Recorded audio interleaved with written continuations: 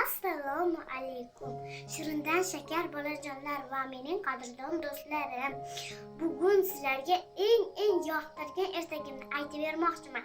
Yaxshilab eshiting va shirin tushlar ko'ring. Men aytmoqchi bo'lgan ertakning nomi eng mashhur bo'lsa, bor ekanda, yo'q ekan, och ekanda, to'q ekan. Bu ruboka o'lekan, tilki esa o'lekan, qarg'a qaqimchi ekan, chuchuk chaqimchi ekan.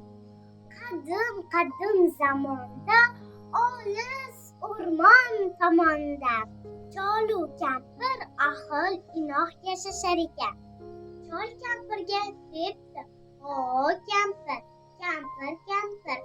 menga biron narsa pishirib bersang-chi, rosa qornim ochdi. To'yda unam tugab qolibdi. Bitta faqat bo'g'irsoq chiqargan. Maylimi chol?" Unni ilab qaymoq bilan xamir qolibdi. Keyin pishirib bo'g'irsoq issiq ekan, soatgina topchiga qo'yibdi. Sovuq bo'g'irsoq zirk hech kim yemabdi. Keyin asta tushib ketibdi. Bo'g'irsoq dumalab o'rmonga qarab yo'l olib yuraveribdi. Keyin oldidan shalpang quloq quyon chiqib qolib: "Voy bo'g'irsoq, men seni yeyman" debdi. Keyin: "Yo'q, meni yema, evaziga senga qo'shiq aytib beraman. Men bo'g'irsoq supradagi urvoq sig'irishib oldilar. Qaymoqda xo'p qoldilar. Pishdim o'choq tovada, sovutdilar havoda. Qochib ketdim bobomdan, qochib ketdim buvimdan. Eshit quyon, sendan qochish hech gap emas" deb u quyon dumalab tez qochib ketdi. Bo'g'irsoq ketib, quyon og'zini ochib o'tiribdi. Keyin izini ko'ribdi, xolos. Bo'g'irsoq ketaveribdi. Oldidan bo'ri chiqdi. "Au" debdi, "men seni yeyman" debdi. "Meni yema, bo'rim.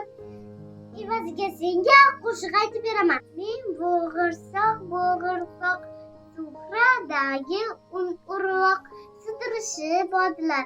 Qaymoqda xo'p qoldilar. Pishdim o'choq tovada, sovutdilar havoda. Qochib ketdim bobomdan, qochib ketdim buvimdan, qochib ketdim quyondan.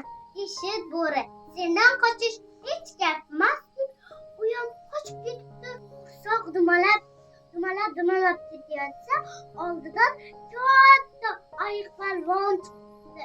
Keyin: "Men seni yeyman" debdi. "Meni yema, men senga evaziga qo'shiq aytib beraman. Men bo'g'irsoq supradagi urvoq sidirishib oldilar. Qaymoqda xo'p qoldilar. Pishdim o'choq tovada, sovutdilar havoda. Qochib ketdim bobomdan, qochib ketdim buvimdan, qochib ketdim quyondan, qochib ketdim bo'ridan. Eshit ayiq, sendan qochish hech gap emas" deb oyog'ini orasidan dumalab qochib ketibdi. Keyin yuraveribdi. Oldidan tulki chiqib qolibdi. Keyin bunday debdi tulki: "Seni yeyman" debdi. "Meni yema, tulkijon, evaziga senga qo'shiq aytib beraman. Men bo'g'irsoq supradagi urvoq sidirishib oldilar. Qaymoqda xo'p qoldilar. Pishdim o'choq tovada, sovutdilar havoda." Buram shirin aytding, lekin qulog'im eshitmaydi. Qaralik qursin. Yana bir marta burnimni ustiga chiqarib baland ovozda ayt: "Men bo'g'irsoq supradagi urvoq sidirishib oldilar. Qaymoqda xo'p qoldilar. Pishdim o'choq tovada, sovutdilar havoda." "Yaxshi eshitmadim" debdi. Keyin: "Yaxshi, tilimni ustiga chiqarib ayt" debdi. Shunday aytmoqchi bo'lgan payt shunday yeb olibdi. Ana shunaqa bolajonlar, har kuni ham shirin gaplarga ishonib qolmang. Agar bo'g'irsoq aqlli bo'lganda, shunda ertagimiz boshqacha yakun topardi. Xulosa o'zingizdan ota-onangizni gapiga quloq soling. Xayr!